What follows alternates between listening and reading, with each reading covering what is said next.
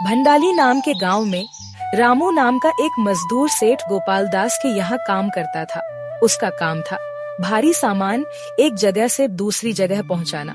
इसके लिए उसके पास एक गधा था, लेकिन वह बहुत आलसी था। रामू गधे के पास जाता है और गधे को आलस में लेटा हुआ देखे रामू गुस्से में, अरे उठ भी जा, हर समय सुस्त पड़ा रहता है। चल, सेठ का सामान बाजार ले जाना है। गधा खड़ा होता है और भारी सामान लादकर चलने लगता है। गर्मियों का दिन, तेज धूप है। रास्ते में गधे को प्यास लगती है। हर बार जब रामू गधे पर सामान लादकर बाजार जाता, गधे को प्यास लगती और वह धीरे धीरे नदी की तरफ बढ़ता है। पानी पीने के बहाने नदी में उतर जाता। अरे उधर मत जाना, पानी में गया तो सारा सामान खराब हो जाएगा। गधा मन ही मन सोचता है, अगर पानी में चला जाऊंगा तो कुछ देर आराम मिल जाएगा। गधा कुछ देर ठहर कर पानी पीने लगा। जब वह पानी से बाहर निकलता है तो वह महसूस करता है कि उसकी पीठ का वजन बहुत हल्का हो गया है। गधा हैरान होकर, अरे वाह, ये तो जादू है।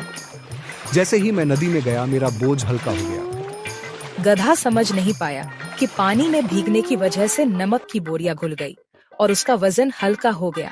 अब वह इसे एक जादुई नदी मानने लगा। गधा रोज इसी बहाने नदी में जाने लगा। इस कारण रामू काफी परेशान रहता, क्योंकि सामान ठीक प्रकार से सही जगह पर नहीं पहुंच पाता। रास्ते में ही सारा माल बह जाता या तो खराब हो जाता। एक दिन सेठ गोपाल दास गुस्से में रामू से बोले, रामू, ये क्या हाल बना रखा है? मेरा सारा सामान खराब कर दिया।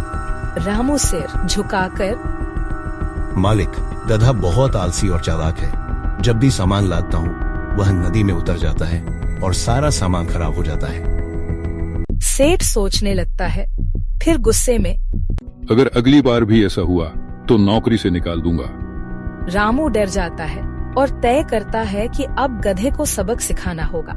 अगले दिन योजना बनाई। उसने गधे पर हल्के सामान की जगह रुई की बोरियां लाद दी, जो पानी में भीगते ही और भारी हो जाएगी। गधा रोज की तरह नदी में उतर जाता। जैसे ही वह पानी पीने लगा और धीरे धीरे रुइयों ने भी पानी सोख लिया और बोझ हल्का होने की बजाय और भारी हो गया। गधा कष्ट में, अरे ये क्या हुआ? मेरा बोझ तो हल्का होने के बजाय और भारी हो गया। अब गधे को समझ आ गया कि वह चालाकी दिखाकर बेवकूफ बन रहा था। गधा अब डर गया और नदी के पास जाने से बचने लगा। रामू खुशी खुशी बाजार पहुंचा और सामान बेचकर वापस आया। सेठ गोपाल दास खुश होकर, बहुत अच्छा रामू, आज तो सारा सामान सही सलामत पहुंच गया।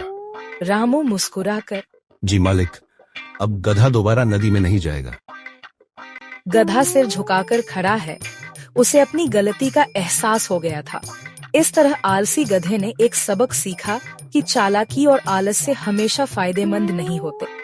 हमें अपनी जिम्मेदारी से भागना नहीं चाहिए, क्योंकि आलस्य और चालाकी कभी कभी नुकसानदेह हो सकते हैं।